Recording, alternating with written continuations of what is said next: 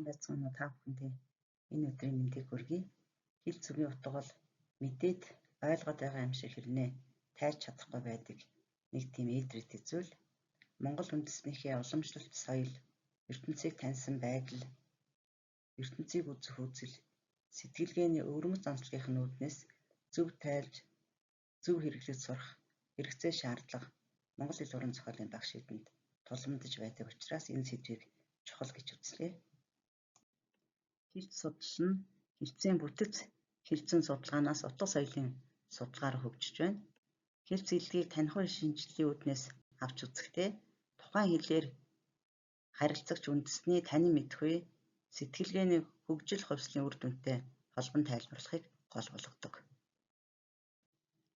Хэлц хэллэгийг уламжлалт хэл шинжилэлд тогтвортой нийлэмжиг, тогтмолцсон нийлэмжиг, хэлц үг, өвөрмөц хэлц, чөлөөт бус холбоог, утга зүйцсэн холбоог гэх мэтээр нэрлэж ангилан авч үзэж судалж ирсэн байна. Үүн захирагдах захирах үүрэг хамаарал болон бүтцийн талаас нь үйл хэлц, нэр хэлц, дан хэлц, хэлц хоршоо, хэлц өгүүлбэр гэх мэтээр ангилан судалсан байна.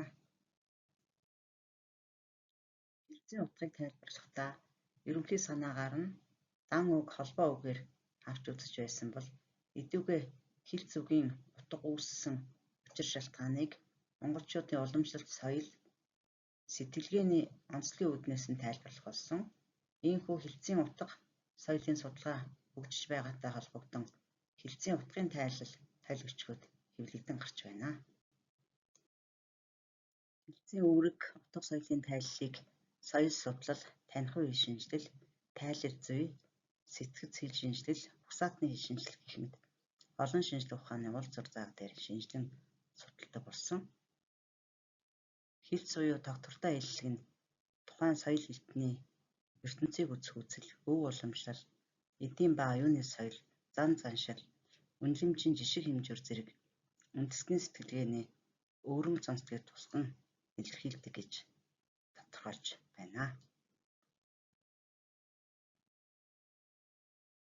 Аливаа хэлц бол тухайн хэлээр харилцагч үндэстэн угсаатны олон үеийн турш бүтээсэн мэдлэг, туршлага, зан заншил, өв соёлыг тээж хойч үед уламжлан дамжуулах үүрэгтэй хэлний хэрэглүүр болж идэг.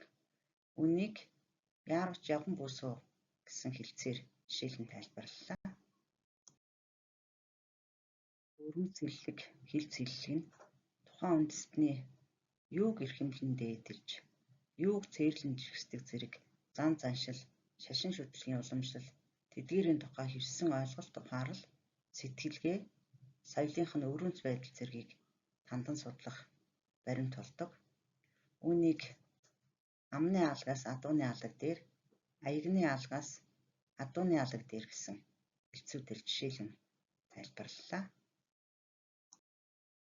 Биеэр тулж үтсэн амьдрал нь хүний оюун санаанд гүнзгий улам үлдээдэг бөгөөд тухайн хэлээр харилцагчдын сэтгэлгээний тогтсон загвар, хэв шинж болдог зөв тогтолтой. Энд тормон тоон ачих гэсэн хэлцийн утгыг тайлбарснаар жишээлэн авч үзлээ. Энэ хэлцэн үүсгэл утгыг гой нутгийн хүүхэд залуус гүн зон сайн мэдэх бах, харин хангаахан тэр бүр мэдэхгүй байж магад.